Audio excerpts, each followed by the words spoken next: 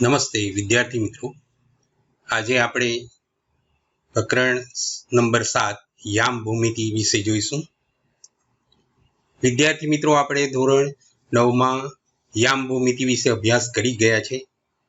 આ રીતે એક સમતલ આપેલું હોય અને એમાં બે રેખાઓ લઈએ, એક્સ ઓ એક્સ ડેશ અને વાય ઓ વાય ડેશ પરસ્પર લંબરૂપે છેદતી હોય.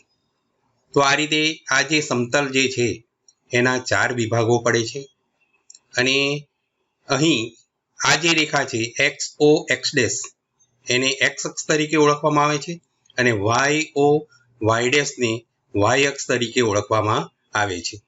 અહીં ઓ જે છે એ ઉગમ બિંદુ તરીકે ઓળખવામાં આવે છે અને એના યામ 0 0 લેવામાં આવે છે.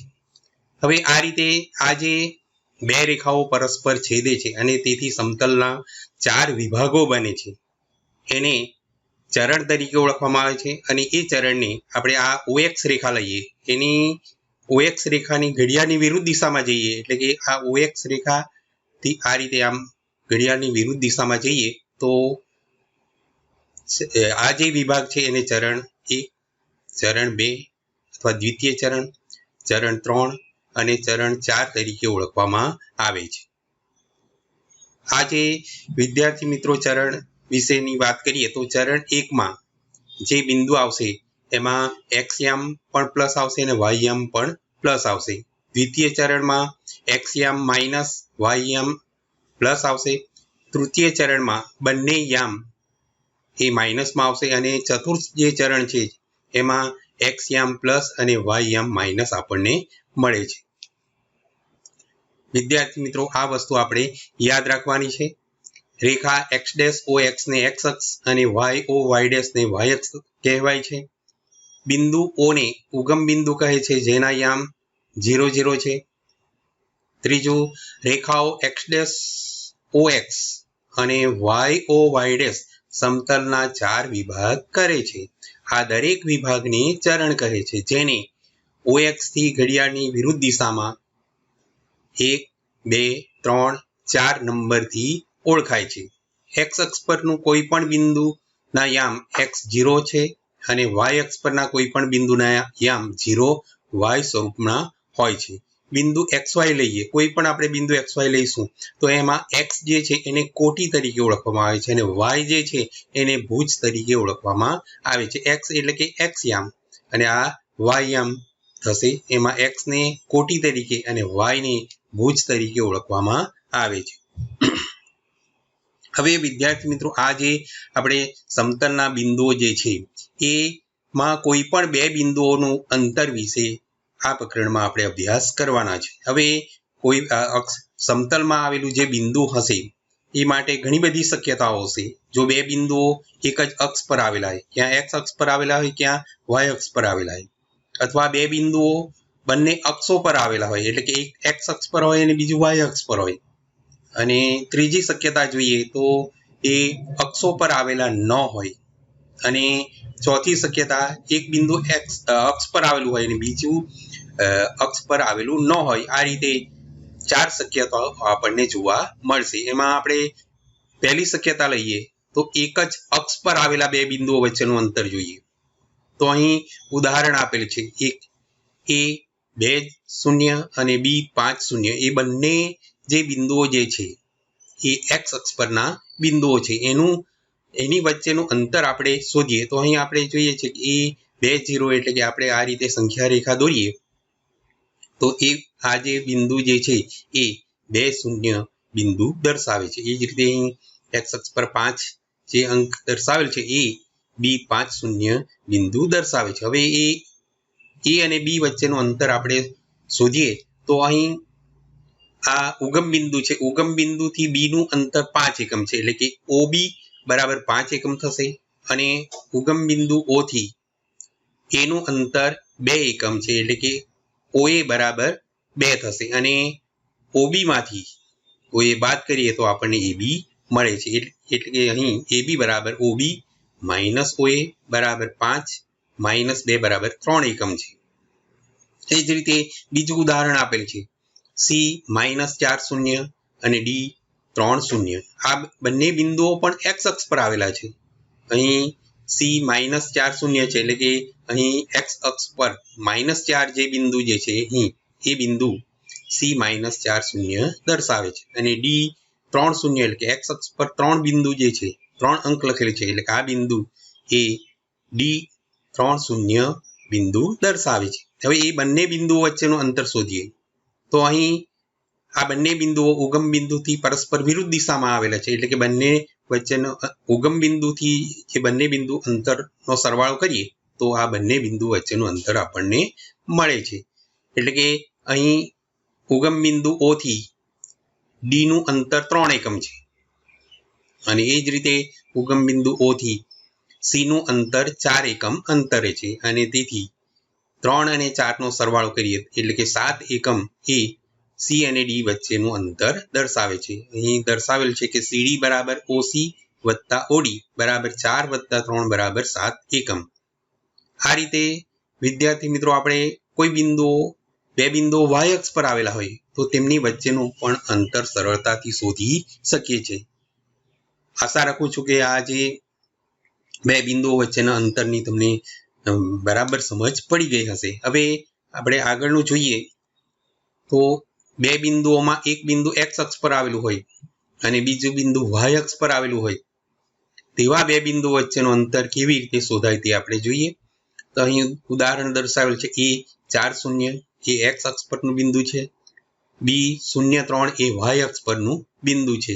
અહીં એ 4 શૂન્ય એટલે કે એક્સ અક્ષ પર 4 અંક દર્શાવેલ હોય એ 4 શૂન્ય બિંદુ દર્શાવે છે. બી 0 3 છે એટલે કે વાય અક્ષ પર 3 અંક દર્શાવેલ હોય તે બી 0 3 બિંદુ દર્શાવે છે. આ રીતે આપણે બિંદુઓનું આલેખન કરીએ તો અહીં આપણે આગળ જોઈ ગયા કે એ બિંદુ જે છે એ ઉગમ બિંદુ O 0 0 થી 4 એકમ અંતરે આવેલ છે, એટલે કે OA બરાબર 4 એકમ થશે. ત્યારબાદ OB માં બી બિંદુ ઉગમ બિંદુ 0 0 થી 3 એકમ અંતરે આવેલ છે, એટલે કે O થી B નું અંતર 3 એકમ છે. અને એ રીતે આપણને OA નું અંતર 4 એકમ અને OB નું અંતર 3 એકમ મળે છે. હવે આ એક ત્રિકોણ બને છે BOA, એક કાટકોણ ત્રિકોણ બને છે. અને વિદ્યાર્થી મિત્રો આપણે જાણીએ છીએ કે કાટકોણ ત્રિકોણમાં કોઈ પણ બે બાજુનું માપ આપેલું હોય તો આપણે ત્રીજી બાજુનું માપ શોધી શકીએ છીએ. અહીં ખૂણો O કાટખૂણો છે અને BA એ કર્ણ બને છે અને કર્ણનું માપ એ કાટખૂણો બનાવતી બે બાજુના માપના વર્ગના સરવાળા બરાબર થાય છે.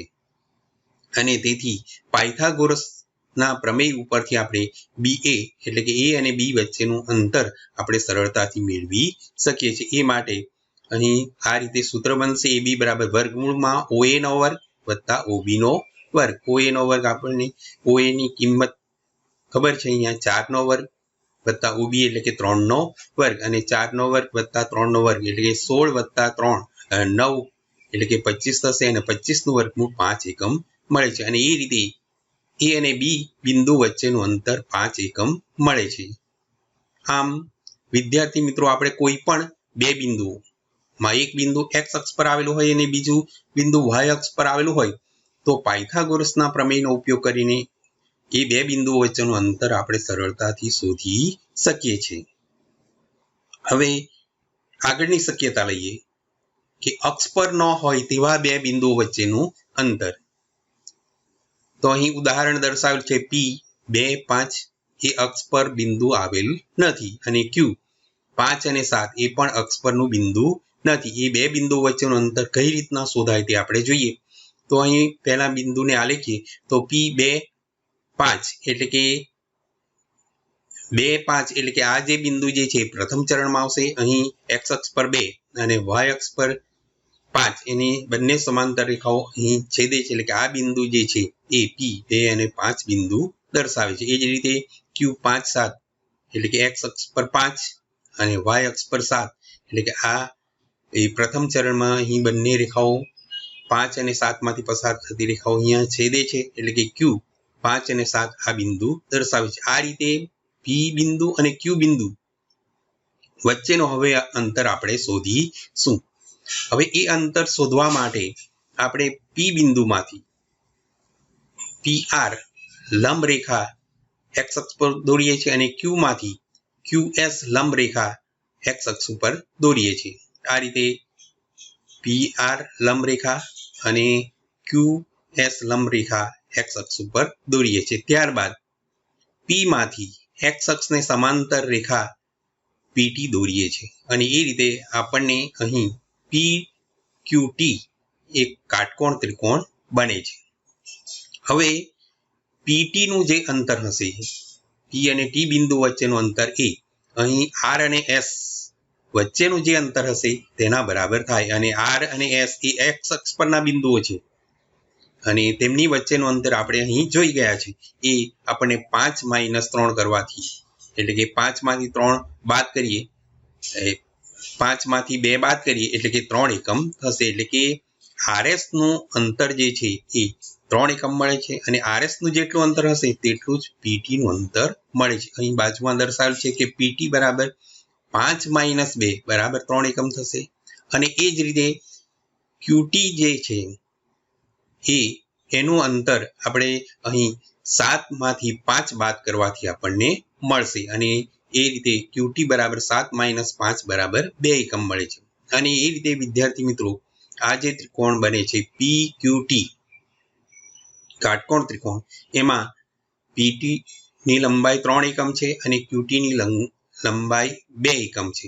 અને આપણે જાણીએ છીએ કે કાટકોણ ત્રિકોણમાં બે બાજુનું માપના મૂલ્યો જો ખબર હોય તો ત્રીજી બાજુની કિંમત આપણે સરળતાથી શોધી શકીએ છીએ. એટલે કે ત્રિકોણ PQT માં ખૂણો T બરાબર 90 હોવાથી પાયથાગોરસના પ્રમેય પ્રમાણે PQ બરાબર વર્ગમૂળમાં PT નો વર્ગ વત્તા QT નો વર્ગ અને PT બરાબર 3 નો વર્ગ વત્તા QT એટલે કે 2 નો વર્ગ થશે અને 3 નો વર્ગ 9 અને 2 નો વર્ગ 4 એટલે કે 9 વત્તા 4 કરવાથી 13 મળશે. એટલે કે P અને Q બિંદુ વચ્ચેનું અંતર આપણને વર્ગમૂળ 13 મળે છે. અને એ રીતે આપણે કોઈ પણ બે બિંદુઓ અક્ષ પર આવેલા ન હોય તેવા બે બિંદુઓ વચ્ચેનું અંતર આપણે સરળતાથી શોધી શકીએ છીએ. હવે અહીં તો આપણે ઉદાહરણ લઈને જોયું. હવે જનરલ વાત કરીએ, એટલે કે ધારો કે P x1 y1 બિંદુ હોય અને Q x2 y2 હોય, એ બંને બિંદુ વચ્ચેનું અંતર કઈ રીતના શોધાય તે આપણે જોઈશું. તો અહીં ધારો કે P x1 y1 બિંદુ એ સમતલના કોઈ પણ ચરણમાં આવેલું હોય. ધારો કે અહીં આવેલું છે P x1 y1 અને Q x2 y2 આ રીતે આવેલ હોય તો એની વચ્ચેનું અંતર કઈ રીતના શોધાય તે જોઈએ. તો અહીં આપણે પણ P બિંદુમાંથી અને Q બિંદુમાંથી y અક્ષને સમાંતર રેખા અથવા તો x અક્ષને લંબ રેખાઓ આ રીતે દોરીએ છીએ PR અને QS. ત્યારબાદ P માંથી x અક્ષને સમાંતર રેખા PT દોરીએ છીએ અને એ રીતે અહીં કાટકોણ ત્રિકોણ બનશે. અને આપણે અહીં PT નું જે અંતર હશે તે RS ના અંતર પરથી મળશે અને તે આપણને x2 - x1 કરવાથી મળશે. અને એ જ રીતે QT નું જે અંતર હશે અથવા માપ હશે તે y2 - y1 બરાબર મળે છે. અને અહીં દર્શાવેલ છે કે PT બરાબર x2 - x1 થશે અને QT બરાબર y2 - y1 મળે છે. અહીં વિદ્યાર્થી મિત્રો આ PQT જે છે એ કાટકોણ ત્રિકોણ બને છે. એમાં ખૂણો T કાટખૂણો છે અને એમાં બે બાજુનું માપ આપણને ખબર છે, એટલે કે ત્રીજી બાજુ કર્ણનું માપ આપણે સરળતાથી શોધી શકીએ છીએ. એટલે કે PQ બરાબર વર્ગમૂળમાં PT નો વર્ગ વત્તા QT નો વર્ગ અને PT બરાબર x2 - x1 અને QT ની કિંમત y2 - y1 છે, એ બંનેનો વર્ગ થશે. અને એ રીતે PQ એટલે કે P અને Q વચ્ચેનું અંતર આપણને વર્ગમૂળમાં x2 - x1 નો વર્ગ વત્તા y2 - y1 ના વર્ગ સૂત્ર વડે મળે છે. વિદ્યાર્થી મિત્રો આ જે સૂત્ર જે છે ખાસ આપણે યાદ રાખવાનું છે. દાખલા ગણવામાં એનો વારંવાર ઉપયોગ આવશે. PQ બરાબર વર્ગમૂળમાં x2 - x1 નો વર્ગ વત્તા y2 - y1 નો વર્ગ. અહીં આ x2 - x1 ની જગ્યાએ x1 માઇનસ x2 પણ આપણે લખી શકીએ. એ જ રીતે y2 માઇનસ y1 ની જગ્યાએ y1 માઇનસ y2 નો પણ વર્ગ લખી શકીએ અને એ રીતે પણ સૂત્ર આપણે બનાવી શકીએ. અહીં આ વસ્તુ વિદ્યાર્થી મિત્રો આપણે યાદ રાખીશું. બિંદુઓ P x1 y1 અને Q x2 y2 વચ્ચેનું અંતર PQ બરાબર વર્ગમૂળમાં x2 માઇનસ x1 નો વર્ગ વત્તા y2 માઇનસ y1 નો વર્ગ, જેને અંતર સૂત્ર કહેવાય છે. અંતર હંમેશા વિદ્યાર્થી મિત્રો અનઋણ મળે છે, એટલે કે ઋણ મળતું નથી, શૂન્ય મળશે અથવા તો ધન સંખ્યા મળશે. હવે જે બે બિંદુઓ જે છે એમાંથી ધારો કે PXY અને બીજું બિંદુ O ઉગમ બિંદુ હોય તો ઉગમ બિંદુથી કોઈ પણ બિંદુ વચ્ચેનું અંતર મેળવવા માટે અહીં આ જ સૂત્રમાં જો આપણે કોઈ પણ Q ની જગ્યાએ x2 અને y2 ની કિંમત 0 0 લઈએ તો અહીં 0 લખાશે, y2 ની કિંમત 0 લખાશે, એટલે કે x1 નો વર્ગ અને y1 નો વર્ગ મળે છે. એટલે કે PXY નું ઉગમ બિંદુ O 0 0 થી અંતર OP બરાબર વર્ગમૂળમાં x નો વર્ગ વત્તા y નો વર્ગ સૂત્ર વડે મળે છે. હવે વિદ્યાર્થી મિત્રો દાખલા જ્યારે આપણે ગણીશું ત્યારે આ બાબતની ખાસ આપણને જરૂર પડશે કે ચાર બિંદુઓ વડે કઈ કઈ આકૃતિ બની શકે. તો અહીં આપણને ચાર બિંદુઓ વડે જે આકૃતિ બને છે તેની વાત કરીએ તો પહેલા આ રીતે ચતુષ્કોણ, ચાર બિંદુઓ વડે જે આકૃતિ બને છે ચતુષ્કોણ બને છે અને એમાં પહેલી શક્યતા એ સમાંતર બાજુ ચતુષ્કોણ હોય. હવે આપણે આગળ ધોરણ 9માં પણ અભ્યાસ કરી ગયા છે કે સમાંતર બાજુ ચતુષ્કોણ એટલે કે એની સામસામેની બંને બાજુઓ સમાંતર હોય છે. અને બીજો ગુણધર્મ જોઈએ તો સમાંતર બાજુ ચતુષ્કોણમાં સામસામેની બાજુ સમાન હોય, એટલે કે AB બરાબર CD થશે અને BC બરાબર AD થશે. અને અહીં AC અને BD એ વિકર્ણ કહેવાય છે અને સમાંતર બાજુ ચતુષ્કોણ હશે એમાં વિકર્ણો સમાન હોતા નથી, એટલે કે AC બરાબર નથી BD. એટલે કે આ શરતનું પાલન થાય, સામસામેની બાજુઓ સમાન હોય અને વિકર્ણો સમાન ન હોય તો તે સમાંતર બાજુ ચતુષ્કોણ બને છે. અને એમાં ધારો કે વિકર્ણો પણ સમાન હોય તો તે લંબચોરસ બનશે. અહીં લંબચોરસ એટલે કે એના ચારે ખૂણા કાટખૂણા હોય છે અને એમાં સામસામેની બાજુઓ પણ સમાન હોય છે અને આ જે વિકર્ણો PR અને QS જે છે એ પણ સમાન થાય છે. એટલે કે વિદ્યાર્થી મિત્રો આ બંને આકૃતિમાં શું ભેદ છે આપણે જોઈશું. સમાંતર બાજુ ચતુષ્કોણ અને લંબચોરસ જોઈએ તો સમાંતર બાજુ ચતુષ્કોણમાં વિકર્ણો સમાન હોતા નથી, જ્યારે લંબચોરસમાં વિકર્ણો પણ સમાન હોય છે. એટલે કે ચાર બિંદુઓ આપેલા હોય અને એ રીતે આપણે એમના વચ્ચેના અંતર શોધીએ અને એમાં જો સામસામેના કોઈ પણ બે અંતર સમાન હોય અને વિકર્ણો જે બને છે એ પણ સમાન હોય તો લંબચોરસ બનશે અને વિકર્ણો સમાન ન હોય તો સમાંતર બાજુ ચતુષ્કોણ બને છે. હવે આગળ શક્યતા જોઈએ. અહીં ત્રીજી શક્યતા કે ચારે બાજુઓ સમાન હોય તો સમબાજુ ચતુષ્કોણ બને છે. જે સમાંતર બાજુ ચતુષ્કોણમાં સામસામેની બાજુઓ પણ સમાન હોય તો તે ચતુષ્કોણ કયો બનશે? સમબાજુ ચતુષ્કોણ બને છે અને એમાં બધી જ બાજુઓ સમાન હોય એટલે કે AB બરાબર BC બરાબર CD બરાબર DA બનશે અને એમાં વિકર્ણો સમાન હોતા નથી. ચોથી શક્યતા ચોરસ બનશે. ચોરસમાં ચારે ખૂણાઓ સમાન હોય છે અને ચારે બાજુઓ પણ સમાન હોય છે અને જે વિકર્ણો બનશે એ PR અને QS એ પણ સમાન બને છે. એટલે કે ચોરસમાં ચારે બાજુઓ સમાન અને વિકર્ણો PR બરાબર QS થશે. એટલે કે અહીં પણ આપણે સરખામણી કરીએ વિદ્યાર્થી મિત્રો, ચારે બાજુઓ સમાન હોય અને વિકર્ણો સમાન ન હોય તો તે સમબાજુ ચતુષ્કોણ બનશે અને વિકર્ણો પણ સમાન હોય તો તે ચોરસ આકૃતિ બને છે. આ રીતે વિદ્યાર્થી મિત્રો આપણે ચાર બિંદુઓ વડે જે આકૃતિઓ બને છે એની વાતો કહી. ક્યાં સમાંતર બાજુ ચતુષ્કોણ બનશે, લંબચોરસ બનાવશે અથવા સમબાજુ ચતુષ્કોણ બને અથવા ચોરસ આકૃતિ બને છે. અહીં વિદ્યાર્થી મિત્રો આપણે નોંધ યાદ રાખવાની છે. જો ચાર બિંદુઓનું સ્વરૂપ સમાંતર બાજુ ચતુષ્કોણ બનાવે, જો સામસામેની બાજુઓ સમાન અને વિકર્ણો સમાન ન હોય. લંબચોરસ બનાવે જો સામસામેની બાજુઓ સમાન અને વિકર્ણો પણ સમાન હોય. ત્રીજી શક્યતા સમબાજુ ચતુષ્કોણ બનાવે જો ચારે બાજુઓ સમાન અને વિકર્ણો સમાન ન હોય, અને ચોરસ બનાવે જો ચારે બાજુઓ સમાન અને વિકર્ણો પણ સમાન હોય. હવે વિદ્યાર્થી મિત્રો 3 બિંદુઓ વડે બનતી આકૃતિ જોઈએ. તો અહીં આ રીતે ત્રિકોણ ABC આપેલ છે. એ સમબાજુ એટલે કે જેની ચારે બાજુઓ ત્રણેય બાજુઓ સમાન હોય, એટલે કે AB બરાબર BC બરાબર CA, એટલે કે આ રીતે ત્રણેય બાજુ સમાન હોય તે સમબાજુ ત્રિકોણ બનશે. હવે ત્રિકોણ બાજુમાં આકૃતિ દર્શાવેલ છે PQR. એમાં PR બરાબર RQ આપેલ છે કે બે બાજુઓ સમાન હોય તો તે સમદ્વિબાજુ ત્રિકોણ બને છે. ત્રીજું, અહીં ત્રિકોણ ABC માં ખૂણો B કાટખૂણો આપેલ છે, અને એમાં આ શરત હોય કોઈ પણ એક બાજુના માપનો વર્ગ એ બાકીની બે બાજુના માપના વર્ગ બરાબર થાય તો એક કાટકોણ ત્રિકોણ બને છે, એટલે કે AC નો વર્ગ બરાબર AB વર્ગ વત્તા BC વર્ગ થાય. તો અહીં AC કર્ણ છે એટલે કે એ રીતે AB વર્ગ વત્તા BC વર્ગ થાય, એટલે કે આ ત્રિકોણ કાટકોણ ત્રિકોણ બને છે. ટૂંકમાં વિદ્યાર્થી મિત્રો, કોઈ પણ ત્રિકોણમાં કોઈ પણ એક બાજુના માપનો વર્ગ એ બાકીની બે બાજુના માપના વર્ગ બરાબર થાય તો એ કાટકોણ ત્રિકોણ બને છે.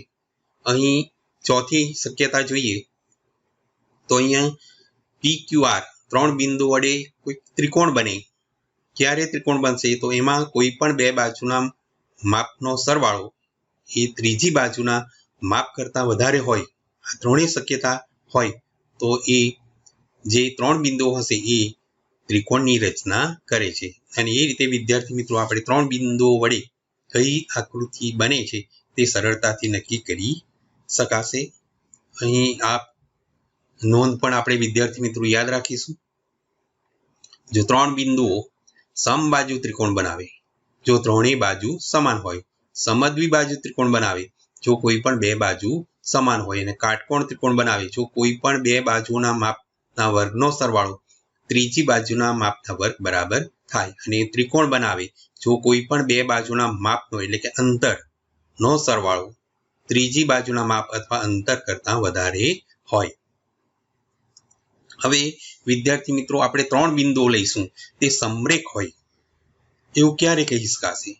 સમરેખ ન હોય તો એ ત્રિકોણની રચના કરશે, અને સમરેખ હોય સમરેખ ન હોય તો ત્રિકોણની રચના કરશે, અને ત્રિકોણની રચના નહીં કરતા હોય તો એ સમરેખ બિંદુઓ કહેવાય છે. અને 3 બિંદુઓ સમરેખ હોય તો આ જે 3 શરત જે છે એમાંથી કોઈ પણ એક શક્ય હોય છે. ધારો કે આપણે AB અંતર શોધીએ, BC અંતર શોધીએ અને AC અંતર શોધીએ, અને AB વત્તા BC બરાબર AC શક્યતા હોઈ શકે, BC વત્તા AC બરાબર AB હોઈ શકે, અને AC વત્તા AB બરાબર BC હોય. આ 3 જે શરતો જે છે એમાંથી કોઈ પણ એક શરત સાચી હોય તો એ ત્રણેય બિંદુઓ સમરેખ બિંદુઓ છે એમ કહેવાય. હવે વિદ્યાર્થી મિત્રો આ રીતે આપણે આ જે વસ્તુ જોઈ કે 3 બિંદુઓ વડે રચાતી આકૃતિઓ, 4 બિંદુઓ વડે રચાતી આકૃતિઓ અને 3 બિંદુઓ સમરેખ હોય, અને એ ક્યારે સમરેખ હોય તે વિશે આપણે જોઈ ગયા. આશા રાખું કે આજનો વિડીયો આપને પસંદ પડ્યો હશે. હવે પછીનો આગળ આપણે બીજા વિભાગમાં જોઈશું. આભાર.